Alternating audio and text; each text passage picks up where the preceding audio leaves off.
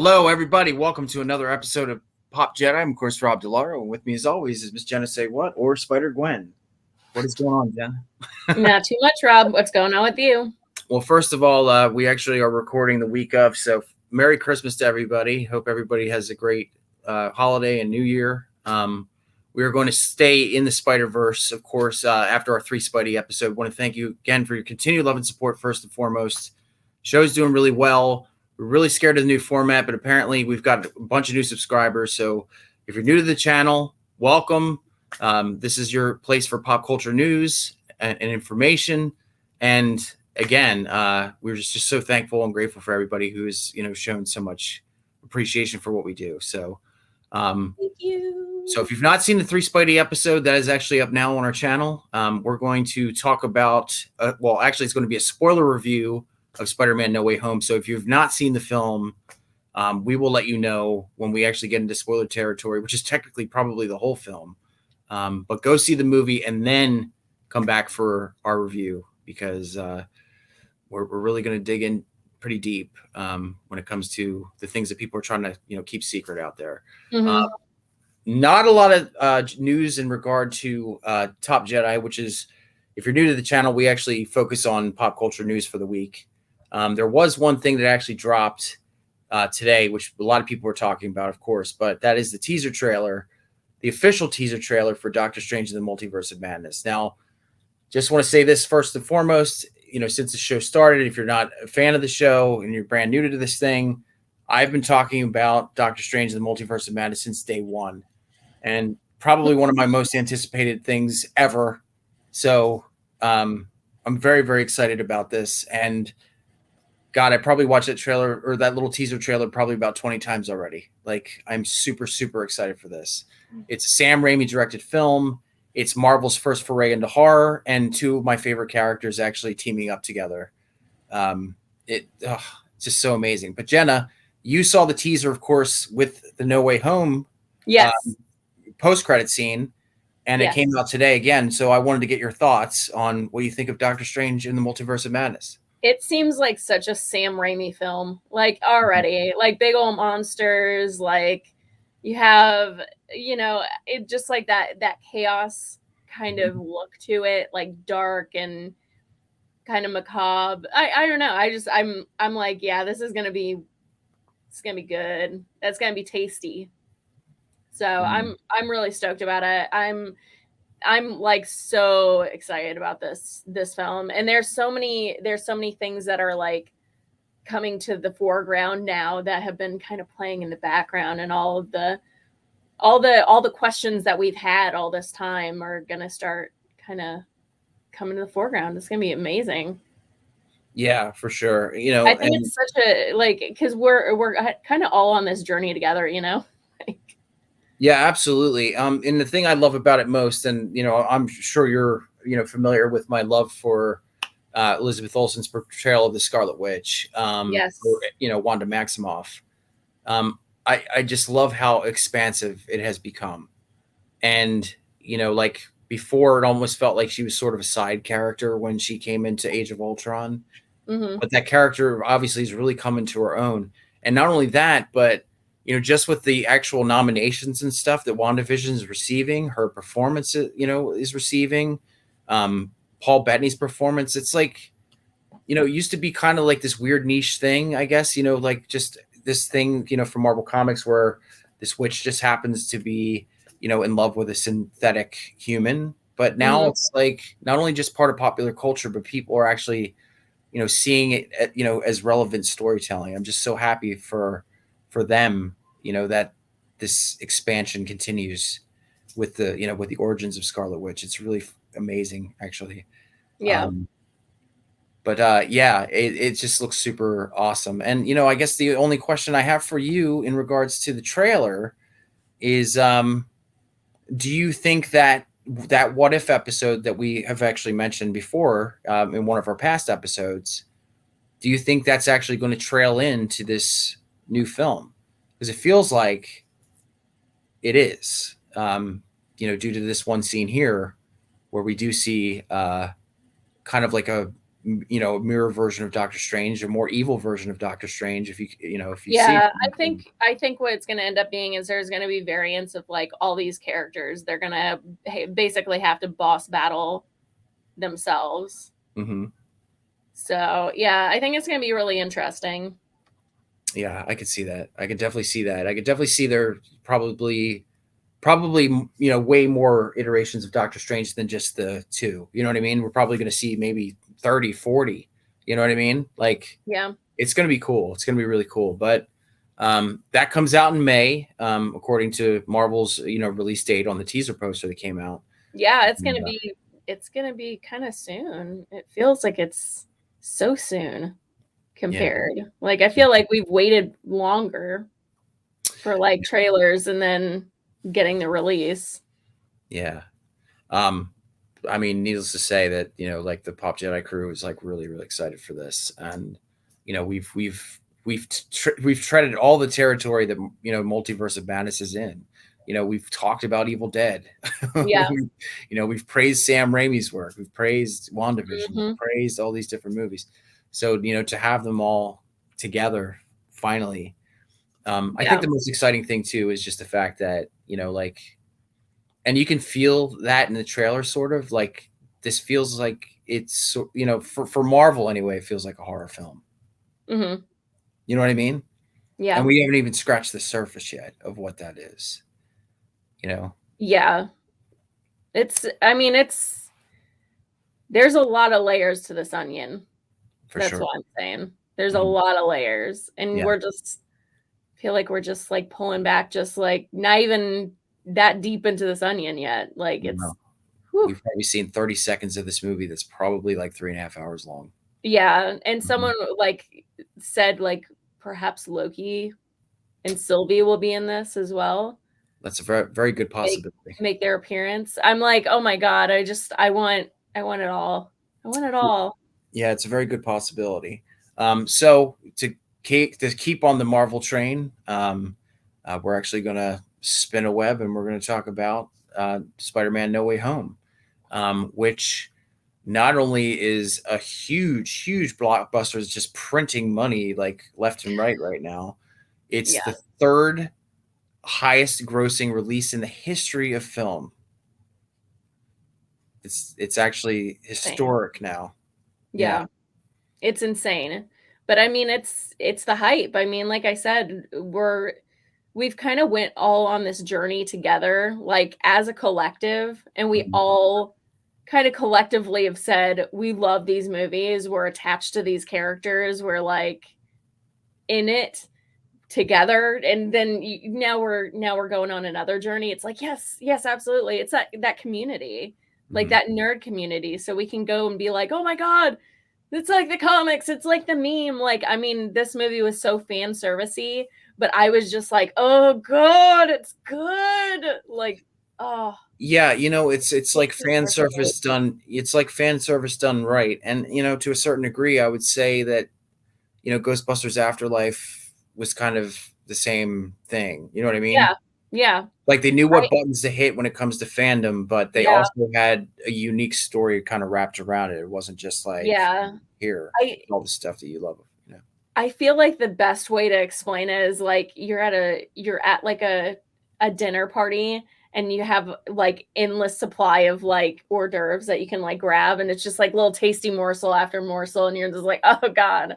That's what it felt like to me, like the whole time, where I was just like, oh God, I need more. Like, I think and honestly, like, when it comes to No Way Home, I think for me, like the most, fascinating level that I was not expecting was just kind of Tom Holland himself.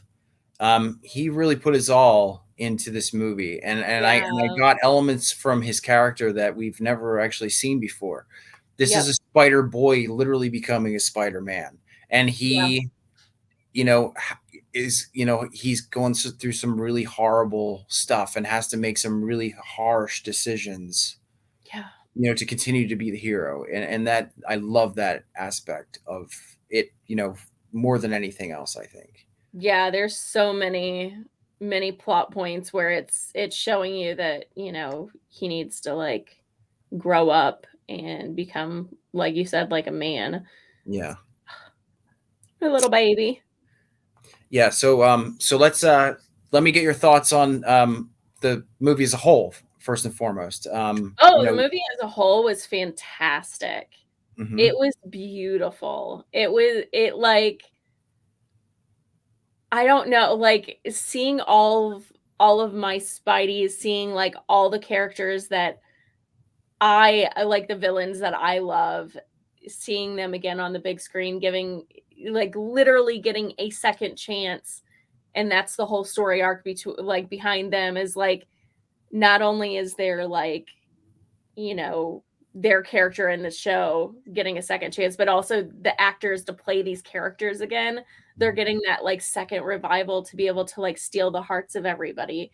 And like, man, Doc Ock, God, like I loved him before, but now it's just like, oh, so much more. Oh, I love him. He's an angel. Yeah, when I was watching it, it almost felt kind of unreal. I felt like I was like in a weird fever dream, especially, when you're seeing those three actors together. It's like, wow, we really do live in that kind of fandom world that this kind of stuff can happen. I know. And I just like, And I have to say, the Green Goblin change up, because a lot of people were so angry with that suit. Now, mind you, I loved it, mhm, but so many people were angry with the Green Goblin suit the first go around. They were like, why didn't you make him like look like the original Green Goblin with like the tattered things, and like, or like Hobgoblin? And they fucking did it. They were like, we're doing it. So they did it. Oh God, it's just tasty. well, we'll dive deep into some more characterization stuff, but I just want to actually get into the movie itself. Um, we are going to be talking about the movie right now. So if you have not seen it, I mean, turn at it this off point, right now. I've already spoiled it. Well, I've ruined it. I'm no, sorry. we're really going to get into this movie now. So if you guys have not seen the film, turn this off right now. And if you love what we're doing and love the show, come back and see what we have to say about it. But here we go. 5, 4, 3, 2, 1. Here comes spoilers. You've had your warning. There you go. Okay, so it opens up, of course, right at the tail end of Far From Home, where J. Jonah Jameson, declares, through Quentin Beck's video, that not only did Peter Parker murder him, Mhm. but his real name is Peter Parker, and this is Spider-Man. And this is the greatest thing about this whole aspect of this particular part of the film, was that it did feel real. You know what I mean? Yeah. Oh, Like, and a little fun tidbit. mhm, Whenever he jumps down, someone goes, "He's just a kid," which is a reflection on the Tobey Maguire series. Whenever he gets his mask taken off, and the guy's like, "He's just a kid." It's a reflection of that. Also, Mary Jane's wearing the broken Dahlia necklace mhm, as well. yeah. I mean, there's literally people trying to jump on Really? him as he's trying to swing away. I mean, like there's people getting really violent, like Yeah. automatically. You know what I mean? But Yep. it felt really real in the aspect of, you know, like there was nothing like really kind of fiction. Like it just felt like that's what would happen. Yeah. Like your life would just Yeah. be in shambles at that point. Everybody knows who you are. And I guess if you're in Yeah. Peter Parker's situation, there's people that think you're a hero. You know what I mean? Yeah. Or Absolutely. or the opposite. But either way, your privacy is completely and utterly breached every Yeah. 5 seconds. Exactly. Yeah. That would suck. That would suck really bad. Like, Hmm. I feel like I'd be more like Tony Stark, and I'd be like, "I'm Iron Man." Yeah, I'm just Like, gonna. Yeah. I feel like that would be me, but at the same time, I feel like I'd probably wanna be like Peter and just have, like, 2 people know, and then that's about it, and then yeah, and so, like, feeling that anxiety, like, that chest pressure of, like, anxiety creeping in as he's, like, trying to get away from this crowd, and you're just like, "Oh god. Oh god. Like, Hmm. ooh, So mm, basically, he goes to he just like everywhere he goes, there's opposition, or like he's mhm, just seen as as who is what he is as a hero, yes. um, including school. Yeah. where the teachers like literally have like a shrine to, devoted to him. Yep. Like, hey, Peter Parker, good to see you, man. Like. Yep. The other teacher's like, you're a murderer. You should be in prison. Like, Yeah. I was like, oh my God. Because he's a conspiracy theorist. He's like a Q guy. Yeah. he believes the hype. Yep.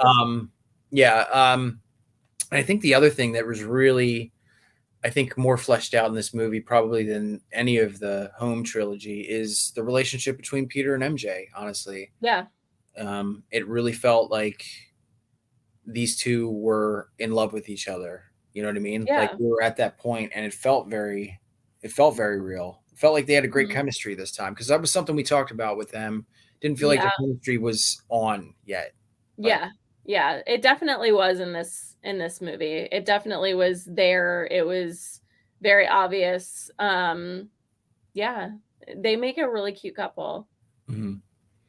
Yeah, in real life too. I blew your mind with that last. Yes. One. Yeah, I didn't even know that. I was like, what? I don't keep up with this stuff. So Ned and MJ and Peter are trying to get into MIT together. But because of the quote unquote controversy that they're part of, just the sheer fact that they helped him.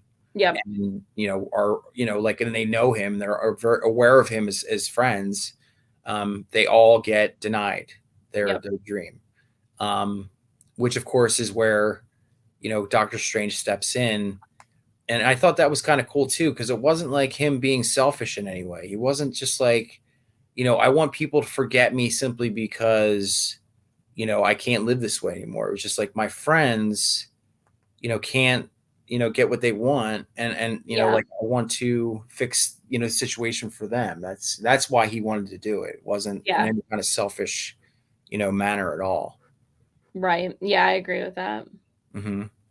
Did you think that was like better than, like him just, like just kind of being like, I can't live this way, like I think I would be that way too, where I would just like, my friends matter more to me than myself, I guess. Yeah, I think it wouldn't. I don't know. I'm the one that said that she'd be like Tony Stark and be like, I'm Iron Man. Like I would just immediately like, so I don't know. I think so. I think that like it's better that he was like, yeah, this is like ruining like their lives or whatever. I mean, he did kind of use it to his advantage because of the woman that he saves on the bridge that's like for MIT.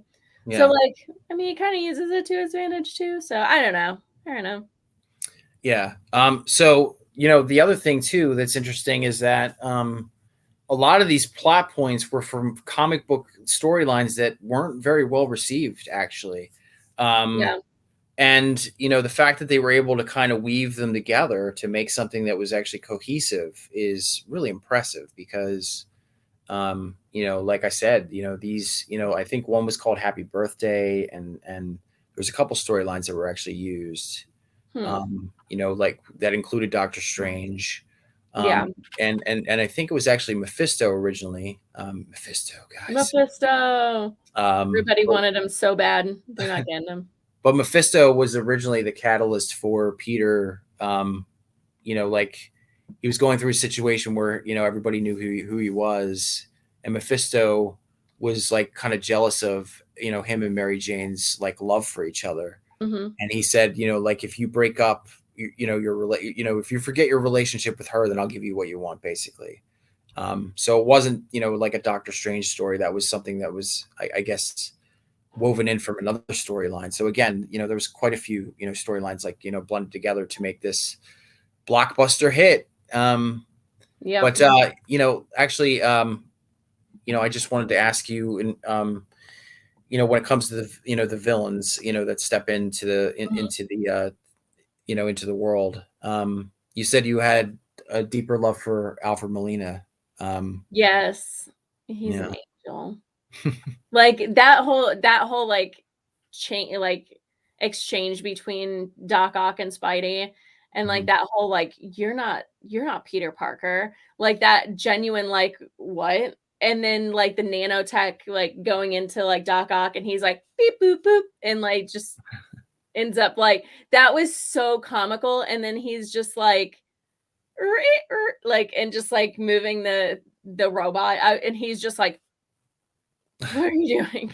Like, yeah, it was so amazing. And like he was kind of cool Peter, like once he realized that it wasn't his Peter Parker, he's like, I don't really know if I care. Like, what is happening?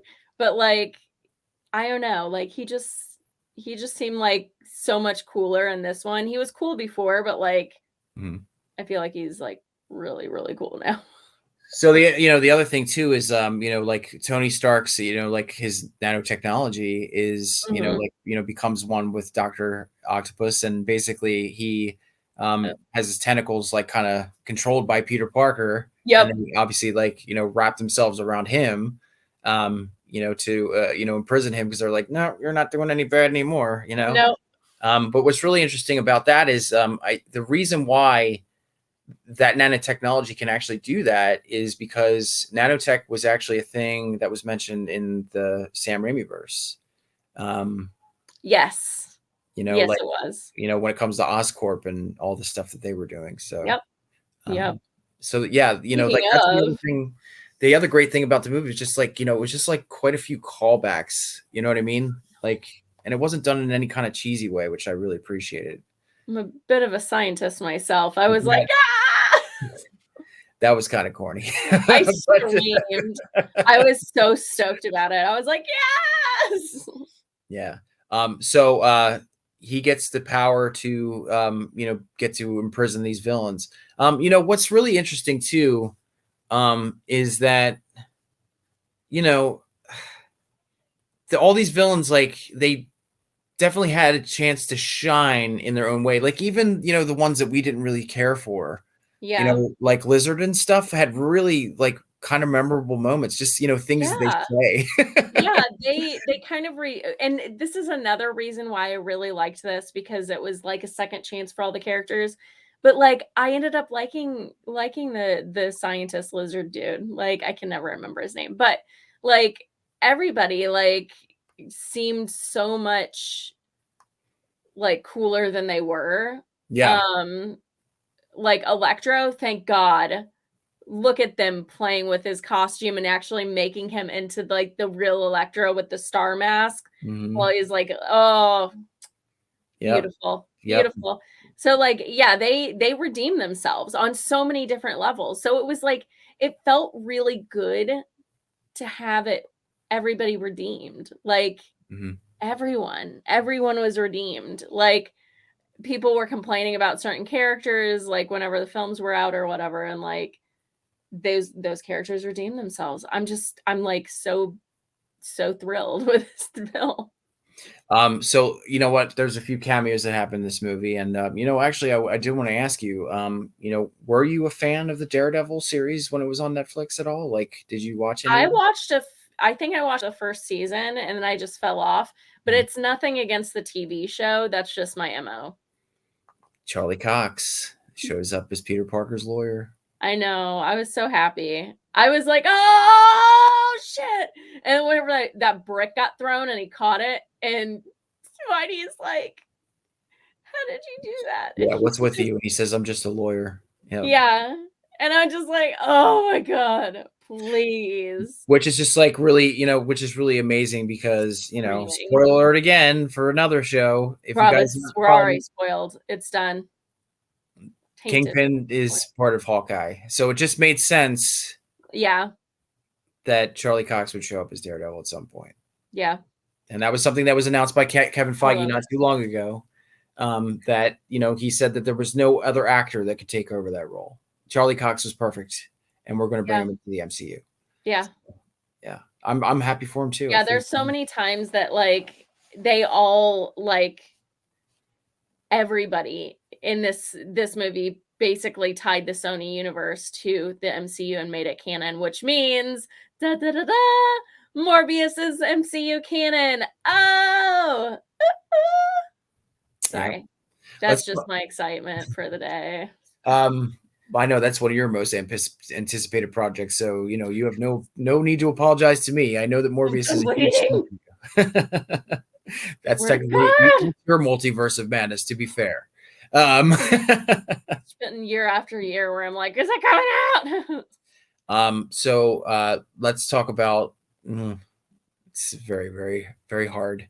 Aunt May. Of course, played by the wonderful Marissa Tomei.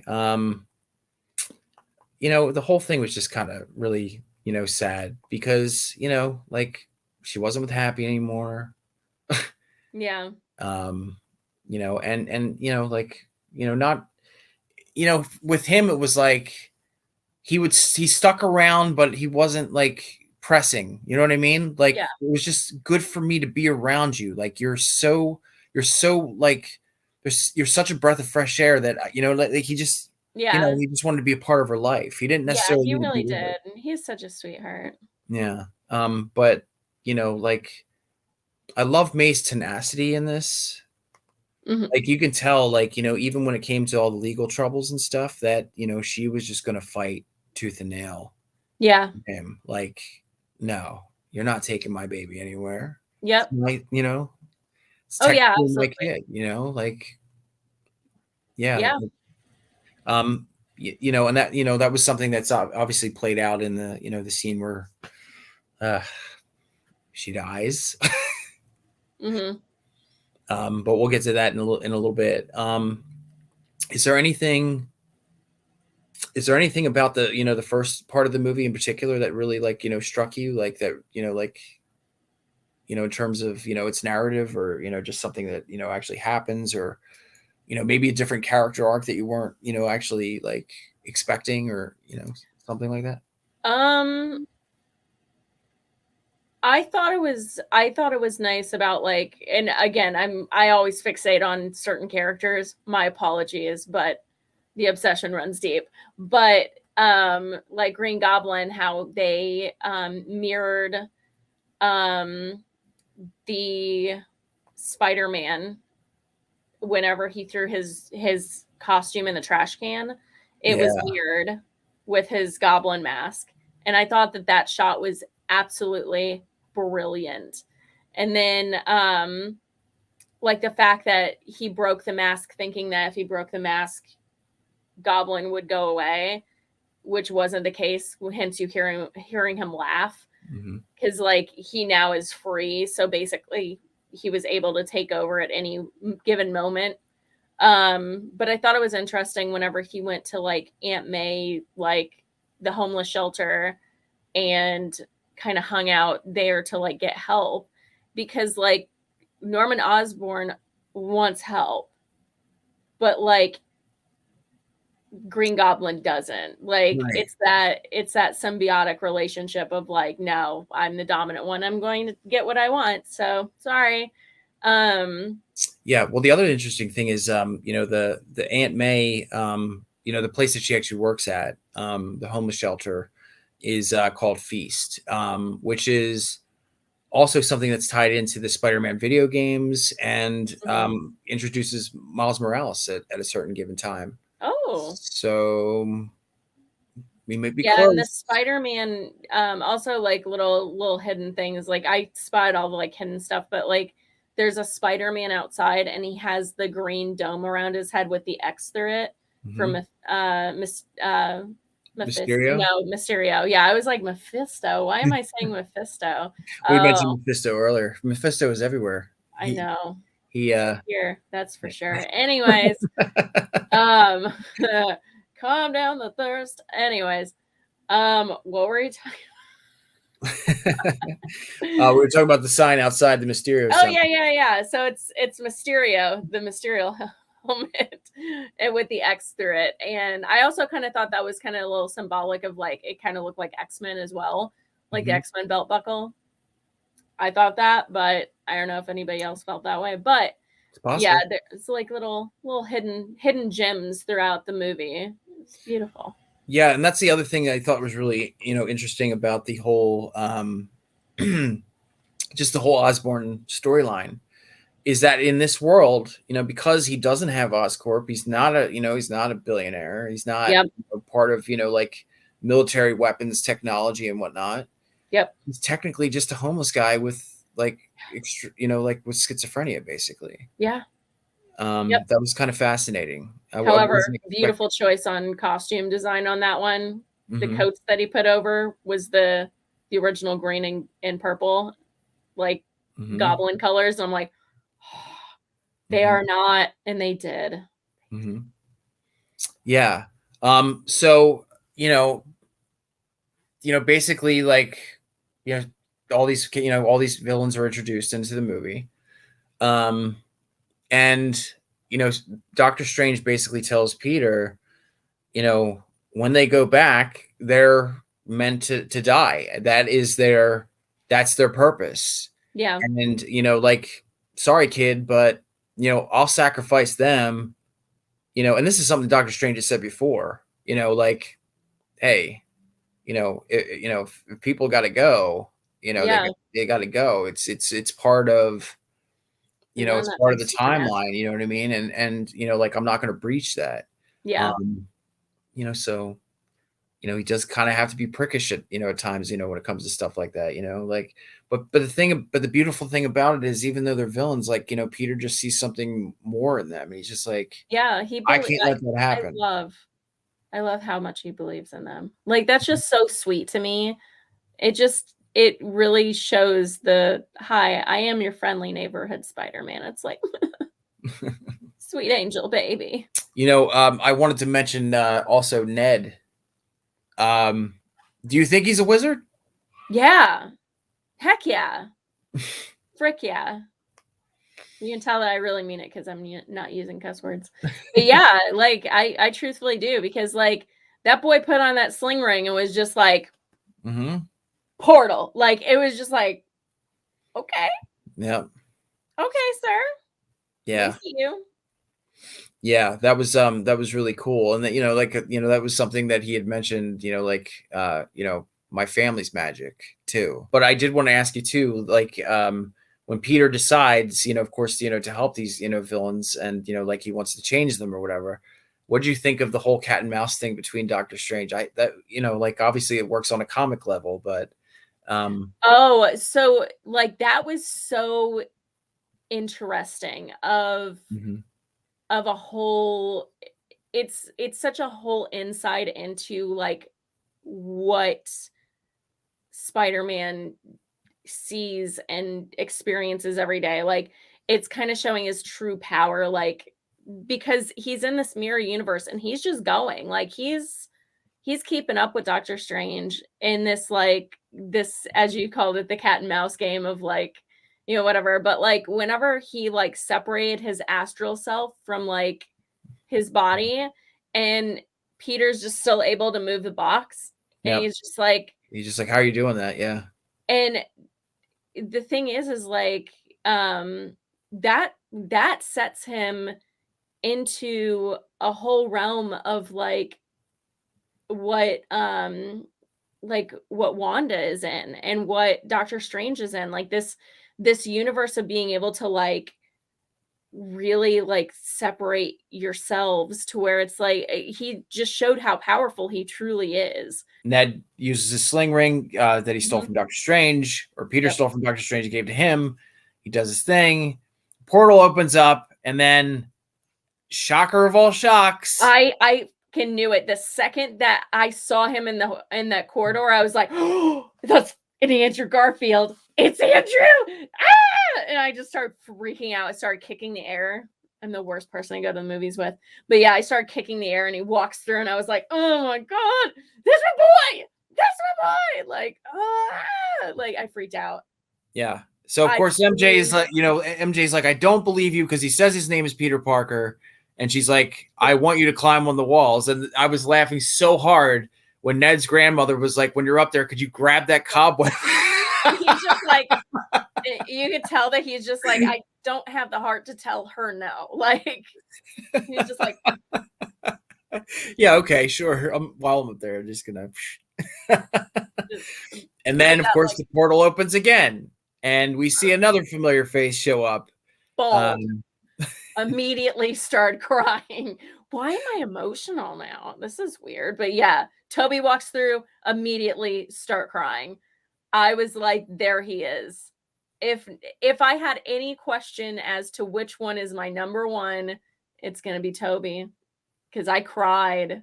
I was stoked about Andrew, but man, I cried seeing him come through. I was like, well, can I and say something honestly? Like, I know this is a Tom Holland vehicle or whatever, and this is something that I've heard fans saying, on the internet, like left and right, is that Andrew Garfield stole the show. yeah, I mean, just came in swinging like pun intended. But he just, he he got the killed it. assignment and he had fun with it and Yeah, really not only just comedic aspects, but just showing emotion. yeah. Um, It was a second chance. I'm sorry, yeah, I'm freaking out it over this really film. was. And I think he actually, like, if people weren't fans of him initially, like, I think he earned a bunch. Oh yeah, oh absolutely. He did Yeah. so good. He did. I'm so proud of him. But yeah, he did so good. And then And Toby was just kind of Toby.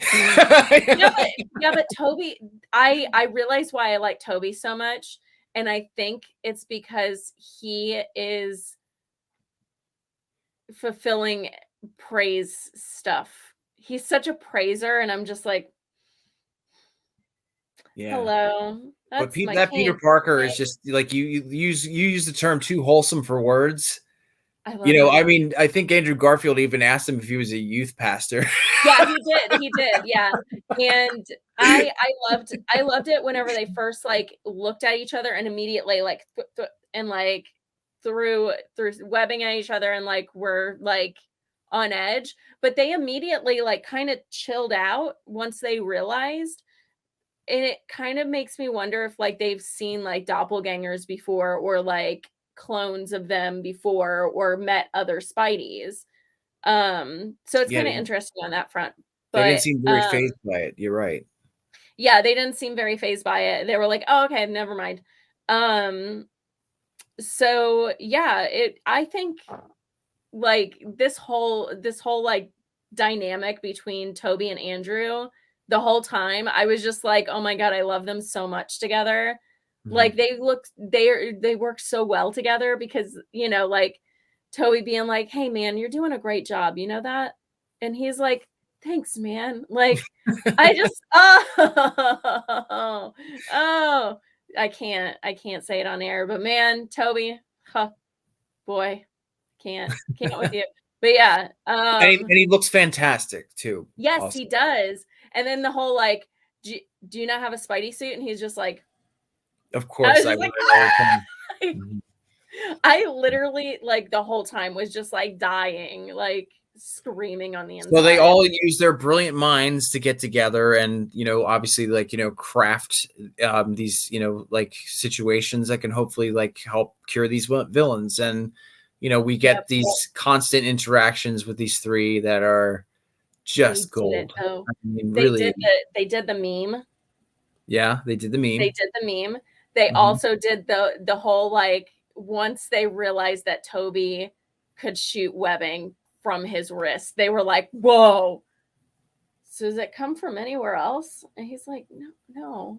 Like, I wanted that interaction and they did it. It made me so happy. I was so thrilled. Yeah. Um, but they just, basically kind of tell their stories and, like, I think, like he just kind of, they're talking about their friends and their friends, basically turning on them and becoming villainous or whatever. And, Yeah. of course, Ned is, like I'll just never. true blue, like, thick and thin, like, best friend, to Peter Parker. And he just like basically goes, I would never do that to you, man. Yeah. Just so you know. Yeah. Whole The other time. cool thing is that they had all, like they were trying to figure out, like, where are they going to confront these villains, and they all had a favorite building to just chill on. Yep. He's like, oh, I like the Empire State Building, and I It like, was so cute. But the mhm. reason being is, like, Tom is the first like real teenage Spidey, and he's the first Spidey that we've seen that's not lived in the city. Yeah, it's very true. Yeah, it's very, very true. So we have this altercation on the newly formed Statue of Liberty, which is getting the cap shield put on it, which is something that was actually played into or actually introduced in Hawkeye. And there are also Easter eggs for Hawkeye because that's where Rogers the Musical is introduced as well. Yes. Yeah, so I do love, like the fact that, New York is technically like, not only is it, Spider-Man territory, it's also Kingpin territory. And this is also where, Kate Bishop, was introduced, to Clint Barton. It's just all beautiful how it's all connected. Yes, I agree. Anything about this, like, just this encounter, with the villains that like, really stood out for you? I think for me, it's just the interaction between them. I mean, there's still like, like, you're amazing, man. And like it was so I love you.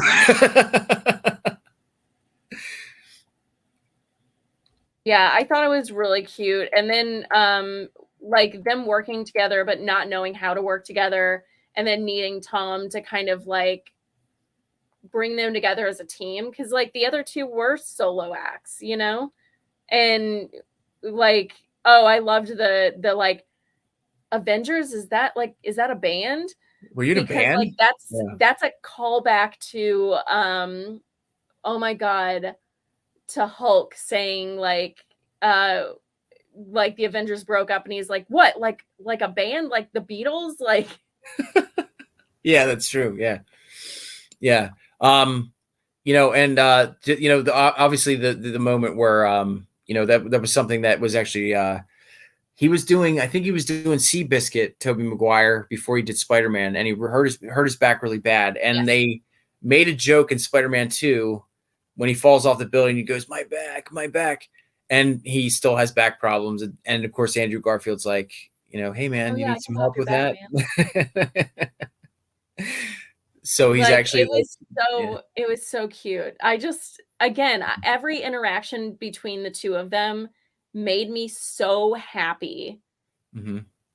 It was such a good feel good thing. But one thing that I absolutely like freaked out over is like once they figured out how to like work together, I thought it was so like symbolic of them for Tom to basically like web both of the other Spideys and lift them up above him. Yeah. And then they went into the pose, and like, because this movie literally lifted those two back up into the spotlight. Like it's kind of symbolic.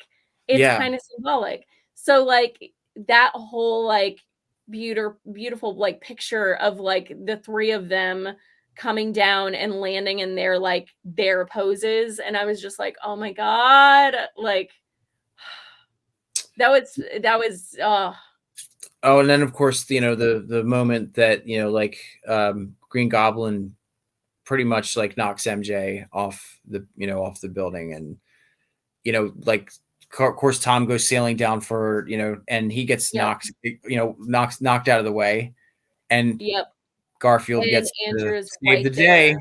Yeah, and what's interesting about this scene is the fact that like they were all three of them were so in tune with each other and in tune with their Spidey senses that they knew immediately as things were happening. Like, so the other Spideys knew when Mary Jane fell.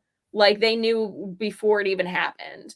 Like, so with Andrew coming in and swooping, the thing is like he immediately grabs her, turns her, and then goes up. Right. He has been rehearsing that. Yeah. He has been rehearsing that in his head forever. Like, that he has, because that's the reason that Gwen died, is because of the back snap. Yeah, and that's the moment that got me when, like, as soon as he saves her, he starts to cry.